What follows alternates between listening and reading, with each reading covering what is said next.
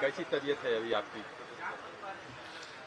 ये तबीयत का अपडेट आपके चैनल में लगातार दे रहे हैं। स्थिति नाजुक होती जा रही है।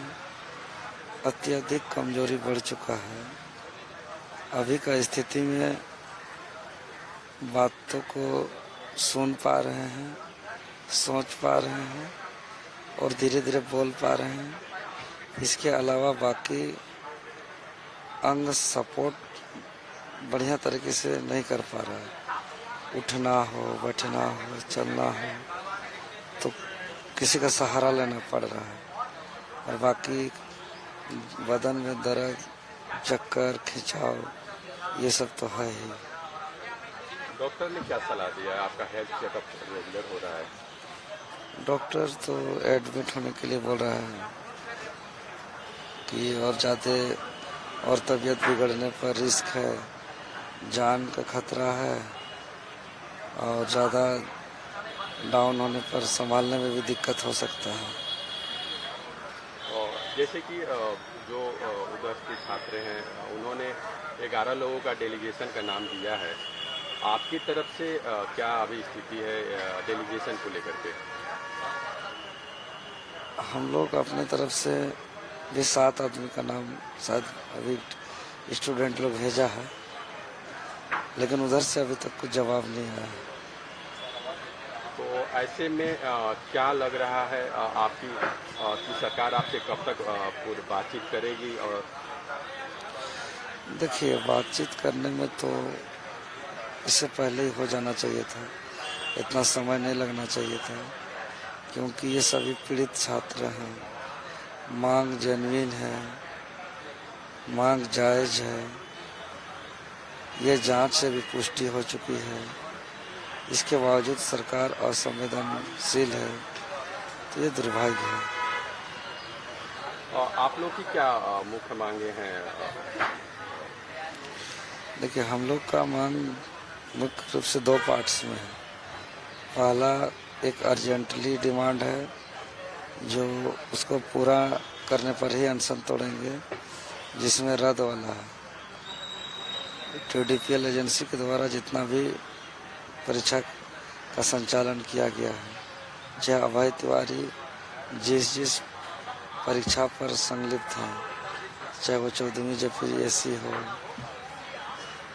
ACF हो, FRO हो, APO हो, ये सब और अन्य जितना भी है सबको तत्काल रद्द करें। ये मेरा अर्जेंटली डिमांड में है और उसके बाद भूख हड़ताल तोड़ेंगे। दूसरा टाइम टेकिंग वाला है, जिस पर जांच है, कार्रवाई है और रिफॉर्म करने की बात है। रिफॉर्म में एकदम अभी का जो व्यवस्था है, इस पर पेपर लीक करना आसान है। अभी का व्यवस्था में पैरवी से नौकरी लेना आसान है। धांधली करके OMR घर में लिख करके कॉपी को जमा करना आसान है। तो ऐसा व्यवस्था जिस पर पेपर लीक का कोई संभावना ना हो, असंभव हो, धांधली असंभव हो, पैरवी से नौकरी लेना असंभव हो। इसके लिए एक टाइम का निर्धारण इसमें भी होना चाहिए और वो कैसे हो पाएगा, उसका नियमावली, उसका SOP, फिर हर चीज़ का मान के चले कहीं रोड ही बना रहे हैं, पुल ही बना रहे हैं, तो कंप्लीट होने के बाद उनको अपना एक सर्टिफिकेट सबमिट करना पड़ता है कि मैं आपका टेंडर के अनुसार जो काम मिला था सारा काम कंप्लीट हुआ। उसी प्रकार एग्ज़ाम का दायित्व, हर एग्ज़ाम के बाद उसको एक सर्टिफिकेट अपलोड करना होगा कि हाँ भाई, मैं सारा SOP का, सारे नियम का पालन करते हुए इस परीक्षा का पूर्ण किया हूँ। उसके बाद ही ज्वाइनिंग होना चाहिए। इस तरीके का बहुत सारा है नियम, हम लोग पॉइंट बनाए हैं।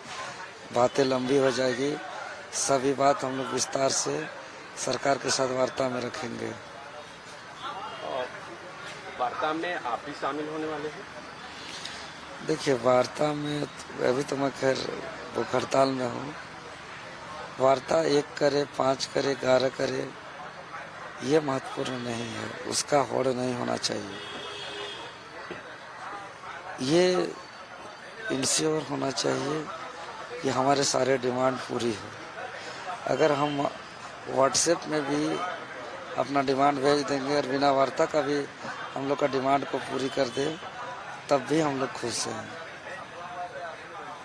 लेकिन स्टूडेंट को न्याय मिलना चाहिए, क्योंकि बहुत मुश्किल से इस आंदोलन को खड़ा किए हैं और आप लोग का भी बहुत बड़ा योगदान है इस आवाज़ को जन जन तक पहुंचाने के लिए।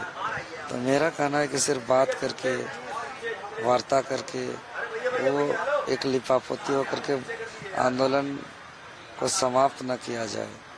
किसी के साथ धोखा नहीं होना चाहिए। झारखंड के हर एक स्टूडेंट संतुष्ट होना चाहिए।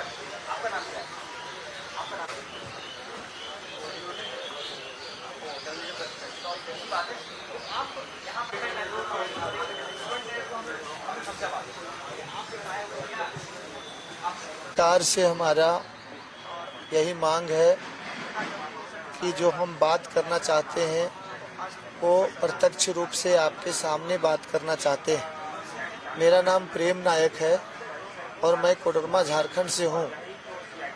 मैं प्रेम नायक कोडरमा झारखंड से आपसे अपील करना चाहता हूँ। मैं भूख हड़ताल का 5वां दिन है, पानी भी नहीं पी रहा हूँ। हमारे साथ में कुछ महतो जी हैं, वो भी 4था दिन आज हो गया है। कुछ महतो जी धनबाद से हैं, छात्र नेता हैं।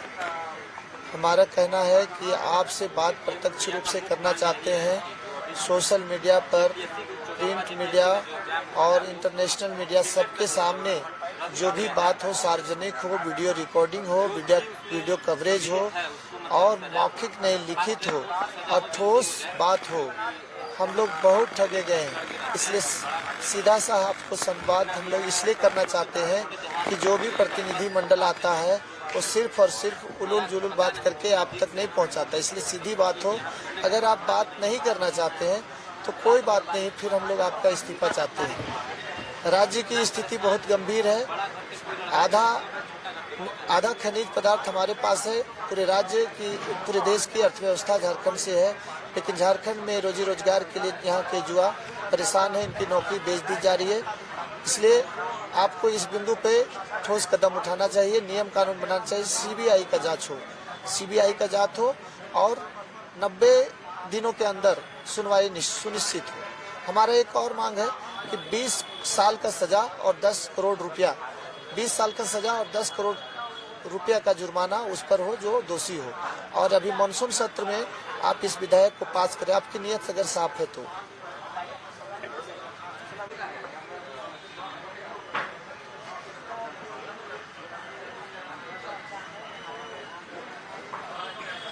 पहले तो अपना परिचय दे दीजिए और आपका कितना देकर। मेरा नाम कुश महतो हुआ और मैं धनबाद से हूँ और मेरा हंगर स्ट्राइक का आज 3रा दिन है। हम लोग देवेंद्र दा को देख के हंगर स्ट्राइक शुरू किए हैं, चूँकि देवेंद्र दा अकेले शुरू किए थे और उनका तबीयत काफ़ी जो है कि धीरे धीरे बिगड़ रही थी, तो उसी को आंदोलन को जीवित रखने के लिए, मजबूती प्रदान देने के लिए जो है कि हम लोग भी भूख स्ट्राइक में जो है कि कूद पड़े हैं और आज मेरा 3रा दिन है। हम लोग का मुख्यतः मांग यही है कि यूपीएससी, जेएसएससी और जैसे छोटी बड़ी जितने भी एग्जामें हैं सभी में जिस प्रकार से पेपर लीक हमारी वैकेंसी को बेची गई है उसको जो है कि रद्द किया जाए और पुनः फिर से यूपीएससी, जेएसएससी की परीक्षा हो और जो ब्लैक लिस्टेड कंपनी है जिन्होंने आयोजन किया था, इस सारे एग्जाम कंडक्ट करवाया था, उनके अध्यक्ष, सचिव, उनके जितने भी सदस्यगण हैं उनके ऊपर कठोर कार्रवाई किया जाए ताकि फ्यूचर में उन लोग जो है कि इस प्रकार से कुकृत्य करने के लिए सोचे उन लोग।